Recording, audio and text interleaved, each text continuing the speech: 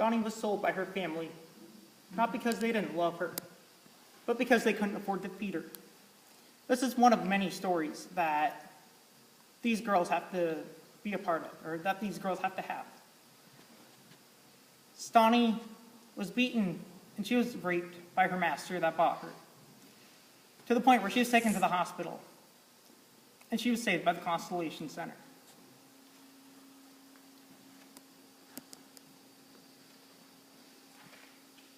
When I visited the Constellation Center, it was a feeling of pure love. I would just walk in there, and they all came running up. They didn't even know who I was. They would come running up, jump on my back. It was kind of a feeling of pure love. It's kind of how I would describe it. And actually, while I was down there, a girl gave me this bracelet that I wear every day to remind myself of these girls. And it was really special because she didn't have a lot to give, and she picked me to give this gift to. And so I wear that as a reminder of the things that I saw down there. So while we were at the Constellation Center, we had a couple different groups doing various things. And actually, I have a couple pictures of myself and a couple girls. This is Adamita, Mara, and Michaela. And this is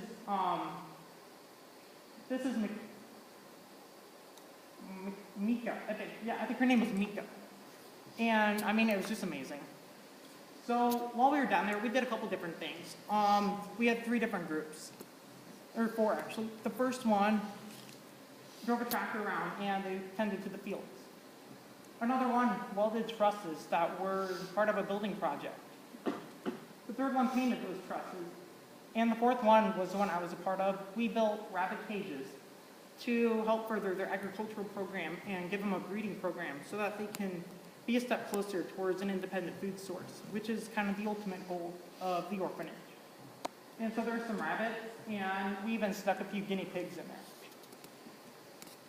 So while we were working down there with the agricultural programs, we worked pretty close with this guy whose name was San San. And he was kind of a mentor for the girls. And I bring him up because last month, or a couple months ago, I learned that he passed away. And so I thought he was worth a mention. And actually, I'm going to be kind of finishing up pretty quick. So I'm going to try to go a little bit quicker.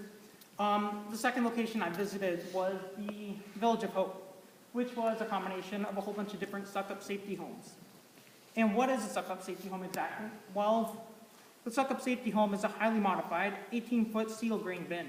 The system has a double roof system that functions as a heat shield and a rainfall collection system.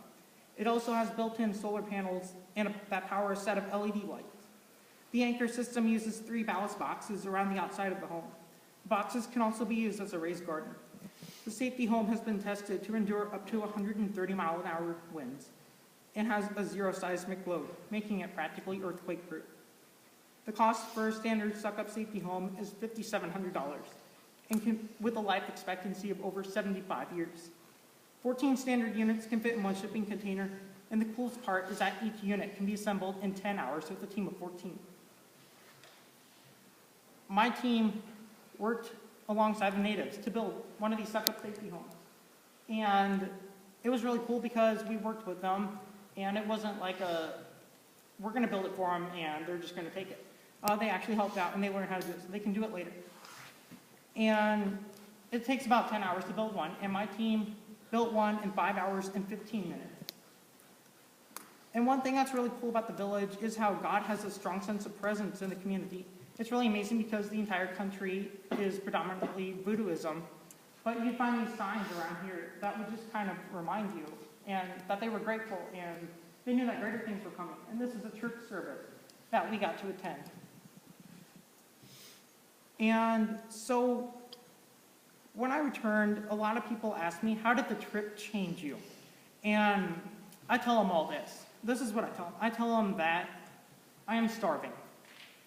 And I know that seems really confusing to you guys, but let me explain this. When the body is deprived of energy for too long, it goes into a state called kwashiorkor. And it looks like someone is very full and well-fed like that, but they're actually hungry. And there's a number of reasons that I'm starving. I'm starving because of the boy who lost his family in an earthquake. I'm starving because of the mom and her baby who have to stand on the street and beg to survive. I am starving because there are still 500,000 people who are still homeless to this day. I'm starving because girls younger than my sister are beaten and raped every day. I'm starving because there's still a lot to do in Haiti, and I just get to walk away from it. There are millions in Haiti who don't get the privilege that I do, and that's just to walk away from these problems. Saying goodbye to those girls was really one of the hardest things I'd ever had to do. They accepted and they trusted me, and I knew them for a couple days, and I just got to walk away. And that's why I'm starving. Thank you.